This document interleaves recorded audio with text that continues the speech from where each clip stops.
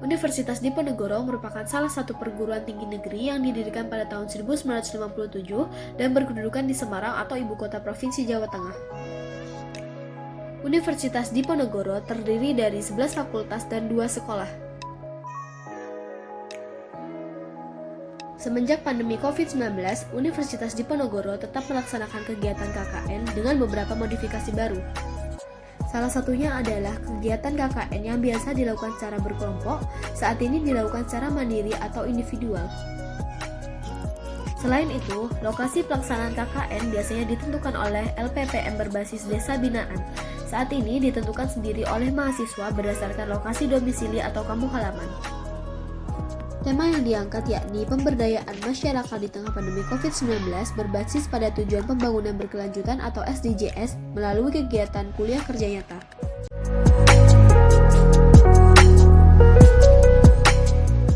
Desa Sambung Gede merupakan ibu kota Kecamatan Merah Ura yang terletak di barat kota Tuban dengan luas wilayah sebesar 186 hektar.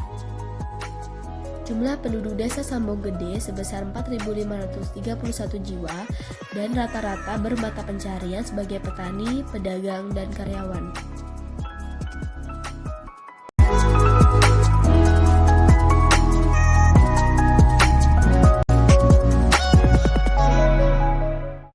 Sebagian besar masyarakat desa Sambung Gede bermata pencarian sebagai petani. Hal ini dikarenakan sebagian besar wilayah desa Sambung Gede merupakan lahan pertanian dengan luas 113 hektar. Desa Sambung Gede juga memiliki potensi wisata yakni kampung air yang letaknya cukup strategis, yakni di dekat Balai Desa Sambung Gede dan juga kantor Kecamatan Merah Ura.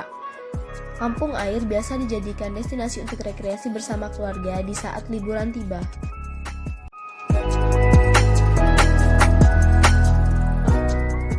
Berdasarkan hasil survei permasalahan, didapatkan permasalahan di Desa Sambung Gede, yakni kurangnya kesadaran masyarakat akan pentingnya memeriksakan tekanan darah secara rutin dan kurangnya pemahaman masyarakat terkait hipertensi. Hal ini dapat terlihat dari besarnya angka prevalensi penderita hipertensi di Kabupaten Tuban, yakni sebesar 32%. Permasalahan lainnya yang ditemukan di Desa Sambung Gede, yakni beberapa masyarakat masih menggunakan sungai sebagai jamban dan tempat mencuci pakaian. Hal ini dikarenakan kurangnya pengetahuan masyarakat terkait perilaku hidup bersih dan sehat. Berdasarkan permasalahan yang ada di Desa Sambung Gede RT 03, didapatkan 2 program yang sesuai untuk menyelesaikan permasalahan tersebut, diantaranya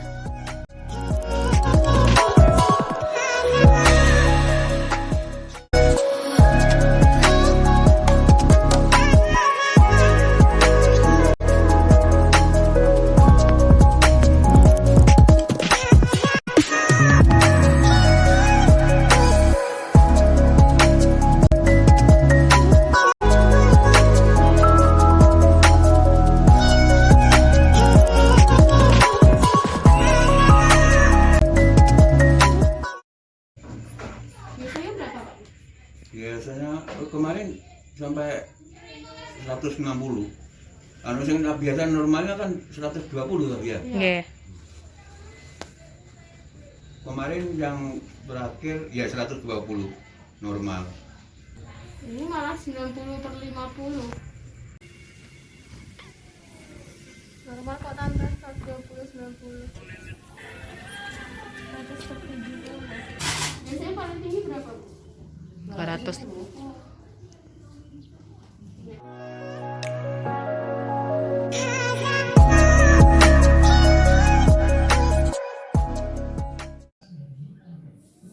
Iya, lumayan tinggi. Sekarang 190 atau 100?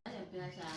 Kemarin waktu darah tinggi ya tarak, gak makan garam sama sekali hampir 6 bulan. Oh iya. Sekarang udah biasa masak campur. Tapi kayak ikan asin gitu. Enggak pernah. Tapi obatnya masih diminum. Enggak. Karena kan ulang sekolah ini normal kabeh, jadi gak ngombe sampai saiki ra. Waktu sudah baik, sudah ada periksa. Terus kan jika tak tukar obat kan dhisik tak tukar apotek tiap bulan. Gejala lagi gak? kayak pusing-pusing. Kok nggak kerasa? Nggak ada. Nggak kerasa tapi. Jadi ini aja bu apa garam-garamnya dikurangin aja gitu. Biar nanti nggak tinggi lagi, nanti minum obat lagi. Kalau gejala lagi minum obat lagi. Biasanya berapa tuh?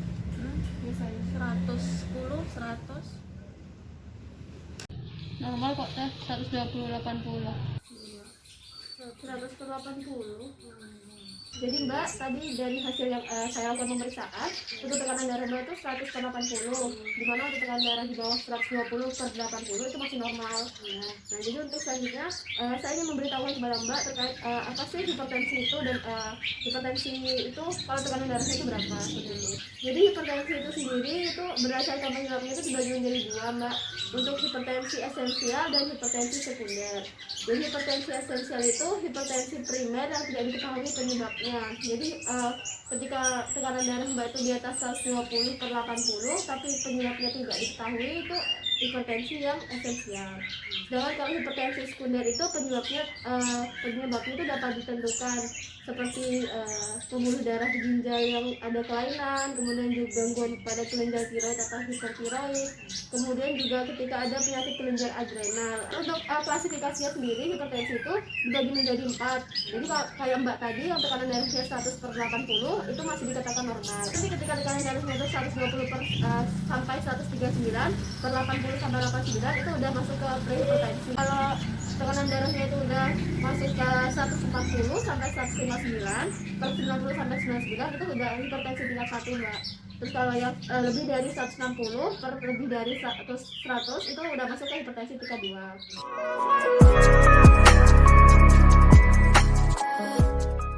Baik Bapak Ibu, di sini saya ingin menjelaskan terkait PHBS. Sebelumnya Bapak Ibu sekalian udah tahu belum PHBS itu apa? Belum tahu ya. Jadi PHBS itu merupakan perilaku hidup bersih dan sehat, di mana artinya sendiri itu merupakan upaya untuk memberdayakan anggota rumah tangga agar tahu, mau, dan juga mampu untuk mempraktikkan perilaku hidup bersih dan sehat serta berperan aktif dalam gerakan kesehatan di masyarakat sekitar. Kemudian untuk tujuan dan manfaatnya, di mana perilaku hidup bersih dan sehat ini dilakukan agar terciptanya masyarakat yang sadar akan kesehatan dan juga memiliki bekal pengetahuan dan kesadaran untuk menjalani perilaku hidup bersih yang menjaga kebersihan dan juga memenuhi standar kesehatan. Jadi untuk 10 poin PHBS rumah tangga itu, jadi yang pertama itu ada persalinan ditolong oleh tenaga kesehatan. Kemudian ketika ibu dan ibu memiliki anak atau tetangga ibu ada yang memiliki anak, disarankan untuk memberi ASI secara eksklusif minimal selama 2 tahun. Kemudian menimbang balita setiap bulan. Kemudian apabila ibu mau mandi, kemudian minum, itu disarankan menggunakan air bersih ya ibu. Kemudian untuk disarankan juga untuk makan buah dan sayur setiap harinya. Kemudian juga menggunakan jamban yang sehat. Jadi kalau bisa ibu sama mbak itu menggunakan toilet di rumah sendiri dan juga yang sehat, dibersihkan setiap minggunya. Kemudian juga cuci tangan dengan air dan sabun, dimana sekarang juga pada masa pandemi juga dibutuhkan ya mbak ibu ketika selesai keluar dari rumah mencuci tangan dengan air dan sabun. Kemudian juga jangan lupa untuk memberantas sarang nyamuk di kamar mandi, kemudian di got atau di genangan air itu dibersihkan juga agar tidak ada sarang nyamuk minimal 1 kali tiap minggu. Kemudian juga diusahakan setiap harinya tuh beraktivitas, jadi kayak kalau bisa olahraga atau enggak jalan-jalan santai aja tiap hari seperti itu. Kemudian juga kalau ada yang merokok, kalau bisa merokoknya jangan di dalam rumah seperti itu. Bapak dan Ibu, di sini saya ada hand sanitizer dipergunakan untuk Bapak dan Ibu ketika berada di luar. Jadi untuk selalu mencuci tangannya setelah beraktivitas dan ketika akan beraktivitas seperti itu. Ini bisa diterima Bu.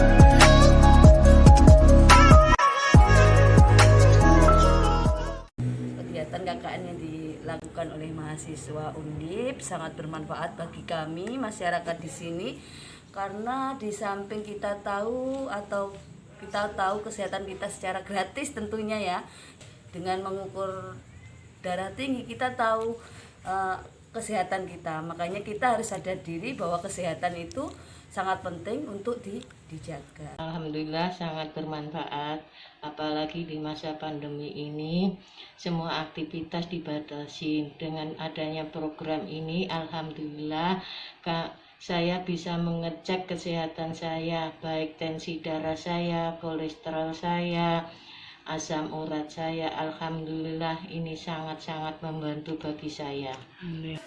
Sangat bantu bagi saya, Mbak, karena saya bisa jadi tahu tekanan darah saya saat ini. Saya terakhir check up 6 bulan yang lalu. Kalau saran saya hanya andai kata ada mahasiswa KKN lagi, mungkin ya kalau musimnya nggak seperti sekarang bisa diadakan secara berkelompok. Semoga mbaknya lebih sukses, bersemangat dalam menuntut ilmu, dan semoga kelak bermanfaat untuk kedua orang tuanya, bangsanya, negaranya. Ya sukses terus ini ya. Semoga sukses, semoga sehat selalu, bermanfaat bagi semua orang.